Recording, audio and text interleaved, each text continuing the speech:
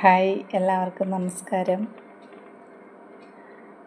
ഇന്ന് ഞാൻ ഇവിടെ ഒരു വീഡിയോ ചെയ്യാനായിട്ട് പോകുന്നത് ലേഡീസിന് കോമൺ ആയിട്ടുണ്ടാവുന്ന ഒരു ഹെൽത്ത് ഇഷ്യൂസിനെ പറ്റിയാണ്. സാധാരണ എല്ലാ സ്ത്രീകൾക്കും ഒരു 40+ ആകുമ്പോഴത്തേക്ക് അവരുടെ മനസ്സിലേക്ക് വരുന്ന ഒരു ടെൻഷൻ, അതായത് മെനോപ്പസ് എന്ന് പറയുന്ന ഒരു ഘട്ടത്തെ പറ്റിയാണ് ഞാൻ പറയുന്നത്. മെനോപ്പസ് ആകാറാകുമ്പോഴത്തേക്ക് ലേഡീസിൽ ഒരുപാട് ഹെൽത്ത് ഇഷ്യൂസ് ഉണ്ടാവാറുണ്ട്. അത് പലപ്പോഴും പകുതി കൂടുതൽ ആൾക്കാർക്കും അതെന്താണെന്ന് മനസ്സിലാവാറില്ല. അവർക്കുണ്ടാകുന്ന ചേഞ്ചസ് വീട്ടിലുള്ളവർക്കും മനസ്സിലാവണമെന്നില്ല. അപ്പോൾ എന്താണ് മെനോപ്പസ് എന്ന് വെച്ച് കഴിഞ്ഞാൽ, സ്ത്രീകൾക്ക് ഒരു 45 to 55 ഇയേഴ്സൊക്കെ ആവുന്ന സമയത്തേക്ക് അവർക്കുണ്ടാകുന്ന മാസമുറ നിൽക്കുന്ന ആ ഒരു അവസ്ഥയാണ് മെനോപ്പസ് എന്ന് പറയുന്നത്. ഈ ഒരു മെനോപ്പസിലേക്ക് എത്തുന്നതിന് മുമ്പ് പിൻപും, അതായത് 2-3 സ്റ്റേജുകളുണ്ട് മൊത്തത്തിലിത്. മെനോപ്പസിലേക്ക് എത്തുന്നതിന് മുമ്പ് അവർക്ക് മാനസികമായിട്ടുള്ള പിരിമുറുക്കം, അതുപോലെയുള്ള ഒരു മൂഡ് സ്വിങ് പോലെയുള്ള പ്രശ്നങ്ങളൊക്കെ ഉണ്ടാവാറുണ്ട്. അത് ഫാമിലിയിൽ പലർക്കും അത് അനുഭവപ്പെടുന്നുണ്ടാവും. പക്ഷേ ആ സമയത്തൊന്നും അത് എന്തിൻ്റെ ബേസിലാണെന്നുള്ളത് ഈ ലേഡിക്കോ അതുപോലെ വീട്ടുകാർക്കോ മനസ്സിലാവാറില്ല. അതുപോലെ തന്നെ മെനോപ്പസ് എന്ന് പറയുന്നത് 12 മാസം തുടർച്ചയായിട്ട് നമുക്ക് ഈ മാസമുറ വരാതിരിക്കുന്ന അവസ്ഥയാണ്. അപ്പോഴാണ് നമുക്കിത് മെനോപ്പസ് ആണ് എന്ന് തിരിച്ചറിയാനായിട്ട് പറ്റുന്നത്. അത് കഴിഞ്ഞിട്ട് വരുന്ന സ്റ്റേജാണ് പോസ്റ്റ് മെനോപ്പസ് പീരീഡ്. ഈ പോസ്റ്റ് മെനോപ്പസ് പീരീഡിലാണ് സ്ത്രീകൾക്ക് കൂടുതലും ഹെൽത്ത് ഇഷ്യൂസ് കൂടുന്നത്. അതായത് ഓസ്റ്റിയോപോറോസിസ് എന്നുള്ള അസ്ഥികൾക്കുണ്ടാകുന്ന രോഗങ്ങളും, അതുപോലെ തന്നെ ഹാർട്ട് റിലേറ്റഡ് ആയിട്ടുള്ള അസുഖങ്ങളും ഒക്കെ ഉണ്ടാകുന്നത് പോസ്റ്റ് മെനോപ്പസ് അതിന് ശേഷമാണ്. മെനോപ്പസ് നിന്നതിന് ശേഷമാണ് ഈ അസുഖങ്ങളൊക്കെ കൂടുതലായിട്ട് കണ്ടുവരുന്നത്. ഈ ഒരു സമയത്തെന്ന് പറയുമ്പോൾ ശരീരത്തിലുണ്ടാകുന്ന ഈസ്ട്രോജൻ്റെ അളവ് കുറയുന്നത് മൂലമാണ് ഈ പ്രശ്നങ്ങളൊക്കെ ഉണ്ടാകുന്നത്. പലപ്പോഴും വീടുകളിൽ ആൾക്കാർ എന്തെങ്കിലും ഫാമിലിയിൽ തന്നെ ഹസ്ബൻഡ് അല്ലെങ്കിൽ കുട്ടികളോ എന്തെങ്കിലും ചെറിയ കാര്യങ്ങളാണ് പറയുന്നതെങ്കിൽ പോലും അവർ അതിഭയങ്കരമായിട്ട് ദേഷ്യപ്പെടുകയും, അതുപോലെ അവർക്ക് തന്നെ അവരെ കൺട്രോൾ ചെയ്യാൻ പറ്റാത്ത ഒരവസ്ഥയിലേക്ക് പോവുകയൊക്കെ ചെയ്യും. ഇത് കാണുമ്പോൾ ആ ഫാമിലിയിൽ കൂടുതൽ പ്രശ്നങ്ങളാണ് ഉണ്ടാകുന്നത്. അത് അവരുടെ ഏജ് ഈ ഒരു മെനോപ്പസിൻ്റെ അടുത്തേക്ക് എത്തുന്ന ഒരു ഏജ് ആണെങ്കിൽ ഫാമിലി മെമ്പേഴ്സും ഈ ഒരു സിംറ്റംസ് മോണിറ്റർ ചെയ്ത് അതിനനുസരിച്ച് ഫാമിലിയിൽ വലിയൊരു വഴക്ക് ഒഴിവാക്കാനായിട്ട് പറ്റും. പിന്നീട് നമ്മളിരുന്നുകൊണ്ട് വിഷമിച്ചിട്ട് കാര്യമില്ല, എന്തുകൊണ്ടാണ് ഇങ്ങനെയൊക്കെ സംഭവിക്കുന്നതെന്ന്.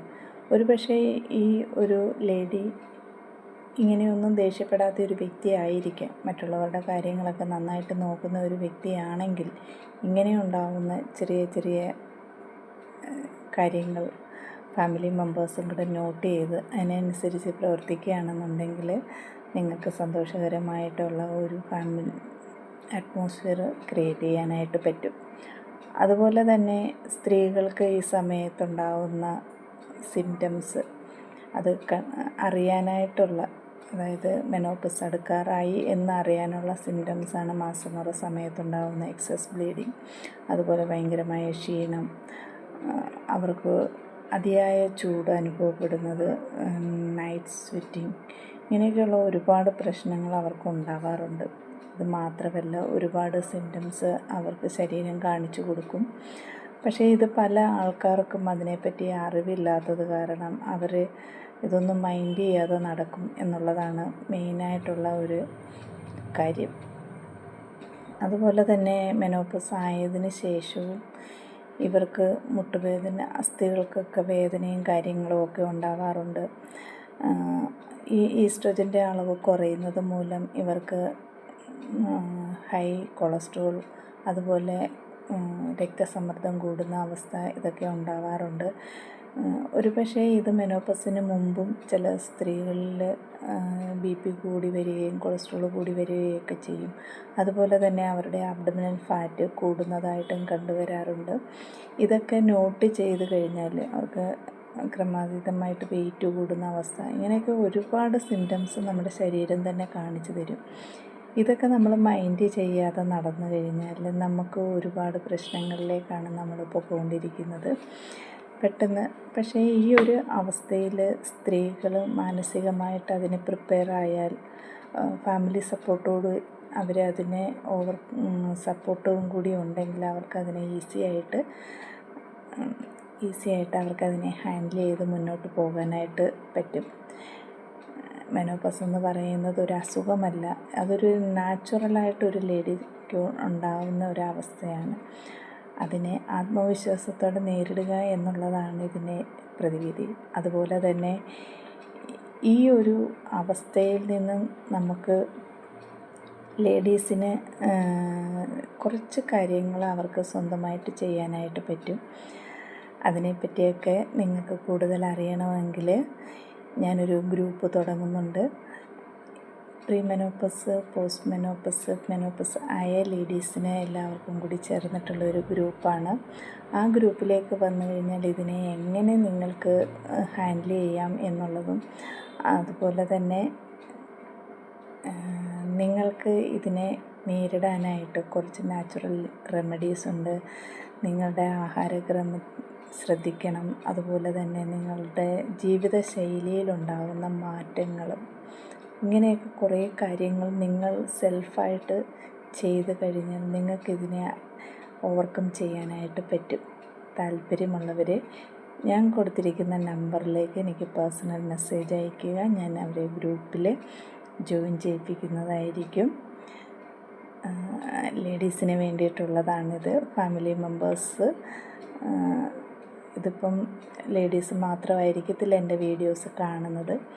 അപ്പോൾ അങ്ങനെയുള്ളവർ, ജെൻസാണ് കാണുന്നതെങ്കിലും നിങ്ങൾ നിങ്ങളുടെ വൈഫിനെ, അവർക്കൊരു സപ്പോർട്ട് ആവശ്യമാണെങ്കിൽ എൻ്റെ ഗ്രൂപ്പിലേക്ക് ജോയിൻ ചെയ്യാനായിട്ട് പറയുക. കുറച്ച് കാര്യങ്ങൾ നമ്മൾ കൃത്യമായിട്ട് ചെയ്ത് കഴിഞ്ഞാൽ നമുക്ക് ഈ ഒരു ഘട്ടത്തെ ഓവർകം ചെയ്യാനായിട്ട് പറ്റും. അതെന്തൊക്കെയാണെന്നുള്ളതിന് ഒരു കോഴ്സായിട്ട് തന്നെ ഞാനത് ചെയ്തിട്ടുണ്ട്. താല്പര്യമുള്ളവർ എനിക്ക് മെസ്സേജ് അയയ്ക്കുക. നിങ്ങൾക്ക് ഈ വീഡിയോ ഇഷ്ടപ്പെട്ട് എങ്കിൽ ലൈക്ക് ചെയ്യുക, ഷെയർ ചെയ്യുക, മാക്സിമം ഷെയർ ചെയ്യുക.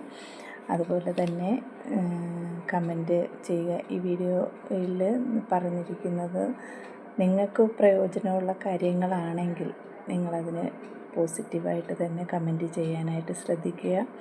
അതുപോലെ തന്നെ ഞാൻ പറയുന്ന വീഡിയോസ്, ഞാൻ ഇടുന്ന വീഡിയോസിൽ നിങ്ങൾക്ക് എന്തെങ്കിലും കാര്യങ്ങൾ സജഷൻസ് ഉണ്ടെങ്കിലും കമൻറ്റിൽ അറിയിക്കാം. നിങ്ങൾ ഇതിനകത്ത് ഞാനിടുന്ന വീഡിയോസിൽ ഒരുപാട് പേര് വെറുതെ കമൻറ്റ് ഇട്ട് പോകുന്നവരുണ്ട്. അതിനേക്കാളും നല്ലത് നിങ്ങൾ കാണുന്ന വീഡിയോസിൽ നിങ്ങൾക്ക് പ്രയോജനമുള്ള കാര്യങ്ങളാണ് എന്ന് തോന്നിയാൽ ഒരു സെൻറ്റൻസിലെങ്കിലും അത്, അല്ലെങ്കിൽ 2 വാക്കുകളിലെങ്കിലും അതവിടെ കുറിച്ചിടാനായിട്ട് ശ്രദ്ധിക്കുക. ഞാൻ ജയന്തി പ്രകാശ്. ഇതുപോലെയുള്ള ചെറിയ ചെറിയ ഹെൽത്ത് ടിപ്പുകളുമായിട്ട് ഇനിയും ഞാൻ വരുന്നുണ്ടാവും. നിങ്ങൾക്ക് ഈ വീഡിയോ ഇഷ്ടപ്പെട്ടെങ്കിൽ ലൈക്ക് ചെയ്യണം. അതുപോലെ എൻ്റെ ചാനലൊന്ന് സബ്സ്ക്രൈബ് ചെയ്യണം. Thank you.